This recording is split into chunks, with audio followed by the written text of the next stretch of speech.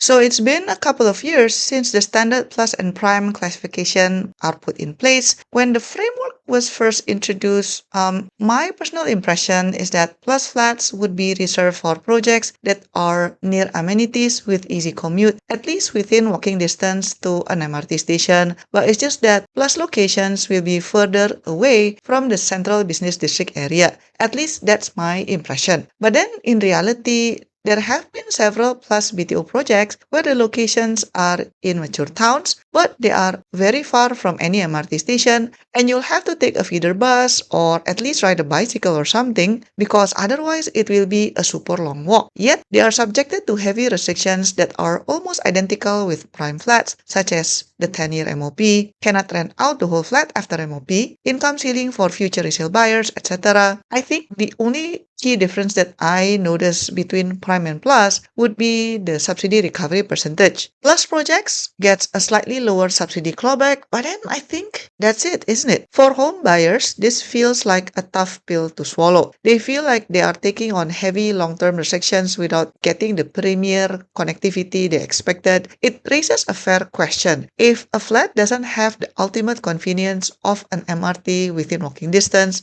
should it carry the same heavy penalties as a prime city center flat? And I think the disappointment actually shows in the application rate itself. Let's take Kebun Baru Breeze and Kebun Baru Ridge from the recent June 2026 BTO launch. So if we just take a look at the total supply and demand for all flat types in all towns that were offered in June, you can see that the total applicants for Ang Mo Kio was just under 2,600 applicants. And if you look at the number objectively, it is lower than Sembawang and also lower than Woodlands. And compared to the other two mature towns, which is Bishan and Bukit Merah, you can see that these two other projects completely dwarf Ang Mo Kio. But to be fair, if we look at the application rate for, let's say, four-room flats across different towns for apple-to-apple comparison. To be fair, Ang Mo Kio's application rate for four-room flat for first-timer families is still 1.4, so technically it is still oversubscribed. However, if we compare it with Bishan,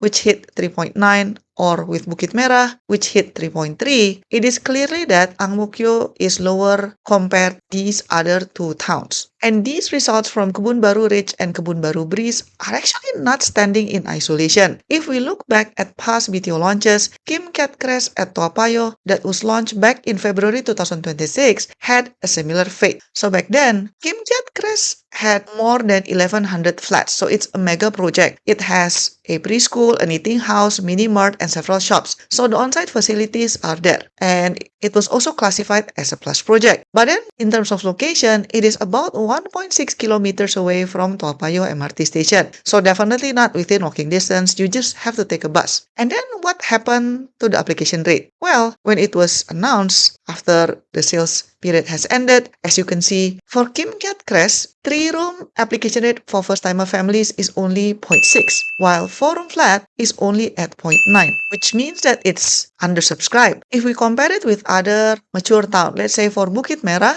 for 3-room first-timer families, the application rate was 0.8, and then for 4-room, it was 2.2. For Tampines, the difference is even more stark because in Tampines, 3-room application rate was 3.7, while 4-room flat was 7.2. So if we look at the comparison, the result at Kim Keat Crest really resulted in lower application rate compared to other mature towns. If you think this is a coincidence, well, we can also take a look at another project, which was Oak Ville at Ang Mo Kio. This project was launched back in October 2025, and it also had a similar soft result. So back then, Oak Ville had more than 1,400 flats, and in terms of on-site facilities, it also has a preschool, an eating house, a supermarket, and several shops. But then the location was 1.1 kilometer away from Yio Chu Kang MRT station. And then to make it more challenging, this Oak Ville actually has another young BTO nearby, but that other BTO was launched before the new classification, so that one was only classified as a standard, but then Oak Ville was classified as a plus, which means that it will be more challenging for the owners of Oak Ville to sell their flats later on, or at least to get a high price lah. And then when the application rate was announced, for first-timer families, Oak Ville only get 0.4 for a 3-room and 0.7 for 4-room flats. This is definitely low compared to other mature towns. So for example, if we look at Bishan, 4-room flat, there got 3.5 in terms of application rate, and for Bukit Merah, it was 3.1 for a 4-room flat. But this doesn't necessarily mean that the public doesn't like mature towns anymore, because we can see from different projects, plus and prime projects that are near MRT stations typically still heavily oversubscribed. Or if the location is in a mature town and far away from any MRT station, it will only sell out if the classification is standard. We actually see this in Pingy Court at Bedok, which was also launched back in October 2025. So back then, this project has more than 800 units, and it has bunch of different flat types, from 2-room flexi, 3-room, 4-room, 5-room, and also 3-gen.